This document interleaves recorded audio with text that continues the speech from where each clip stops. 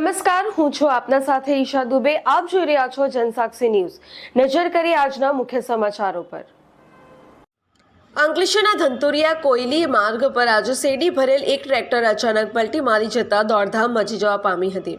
અકસ્માતમાં ટ્રેક્ટર ચાલકનો ચમત્કારી રીતે બચાવ થયો હતો. તંત્ર દ્વારા નાણાંની કામગીરી ચાલી રહી હોવાથી માર્ગ પર વાહન વ્યવહાર માટે ડાયવર્ઝન આપવામાં આવ્યું હતું. જોકે આ ડાયવર્ઝન પરથી પસાર થતી વખતે શેરડી ભરેલ ટ્રેક્ટર સંતુલન ગુમાવી પલટી મારી ગયું હતું.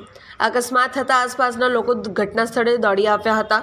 સ્થાનિક લોકોએ આ ઘટનાને લઈને કોન્ટ્રાક્ટર પર ગંભીર આક્ષેપો કર્યા છે. તેમનો આક્ષેપ છે કે નાણાંની કામગીરી માટે બનાવવામાં આવેલ ડાયવર્ઝન યોગ્ય રીતે તૈયાર કરવામાં આવ્યું ન હતું. લેવલિંગ ન કરવાના કારણે આ પ્રકારના બનાવો બને છે. ખેડૂતો મોંઘા બિયારણ લાવી ખેતી પકવે છે, પરંતુ આ રીતે તેમનો પાક નષ્ટ થાય છે. ત્યારે યોગ્ય રીતે ડાયવર્ઝન બનાવવામાં આવે એવી માંગ ઉઠી છે.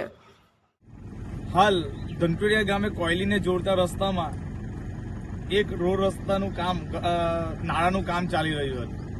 હાલ હમણાં એક ખેડૂત જ્યારે એનું પાક બિયારણ વાવે, એનું મોંઘા ખાતરો નાખે, દવાઓ નાખે અને પછી એનો પાક તૈયાર થાય ત્યારે આ શેરડીના ટેલરો ટ્રેક્ટરો લઈને જાય છે. ત્યારે આ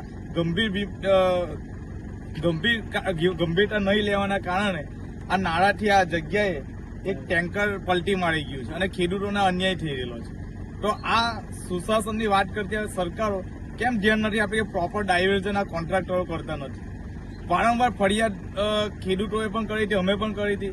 આ તમે રસ્તો જોઈ શકો છો, બતાવો આ બાજુ. આ મોટા મેટલ નાખીને રસ્તો ડાયવર્ઝન આપેલો છે.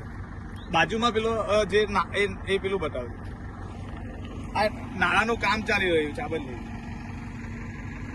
એમની ગંભીર ભૂલોના કારણે આજે ખેડૂતોને વધારે નુકસાન જાય છે.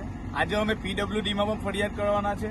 જ્યાં કહેવાનું થાય ત્યાં થશે, પણ આ લોકોની બિલકુલ ગંભીરતા નથી. ખેડૂતોને વારંવાર નુકસાન થાય છે. એમના કોન્ટ્રાક્ટરો, એમના મળતિયાઓ ભ્રષ્ટાચાર કરીને એમના રૂપિયાઓ લઈ લે છે.